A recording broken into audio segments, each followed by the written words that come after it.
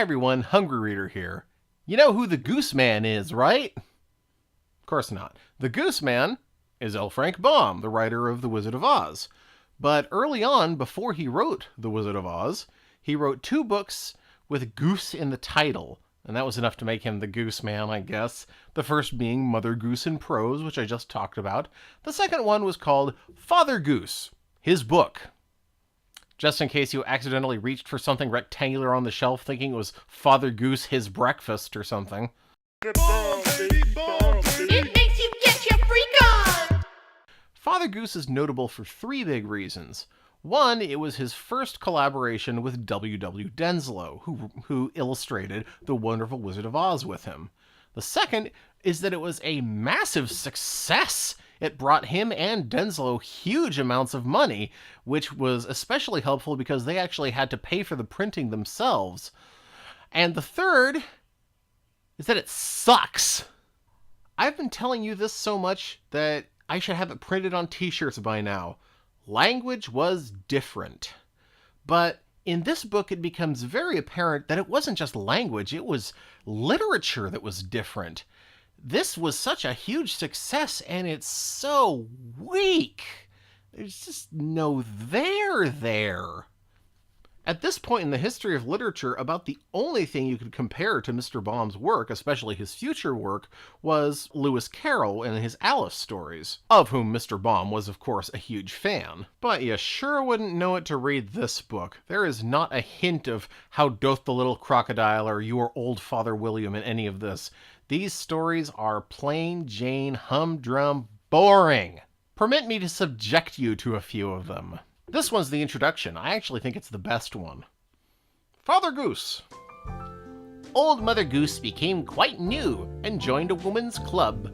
She left poor Father Goose at home to care for Sis and Bub.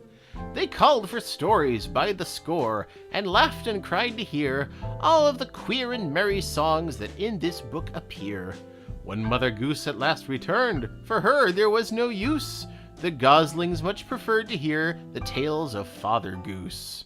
You know, if the goslings actually prefer these poems to the classics of Mother Goose, I think Mr. Baum invented Stockholm Syndrome. Little Tommy Toddlekin, he fell down and bumped his shin. Hurt him sadly, cried quite badly, now his shin is well again. Oh boy. Master Bunny looks so funny when he's sitting at his ease. Little Dick declares the trick any audience will please. Literally a poem about how cute bunnies are when they're not doing anything. It's quite a trick, a ball to kick, and very hard to catch it. Yet children say they love to play, and nothing else can match it. Oh boy, playtime is fun. Once there was a little man who stepped upon my toes. He would not apologize, and so I pulled his nose. Some of these aren't even rhymes, they're just, bad tweets. Coochie Kaloo? Coochie Kaloo? Wait, I was just talking about her. Now suddenly she's a Hindu girl? Coochie Kaloo was a girl of Hindu who was rather too large for her size.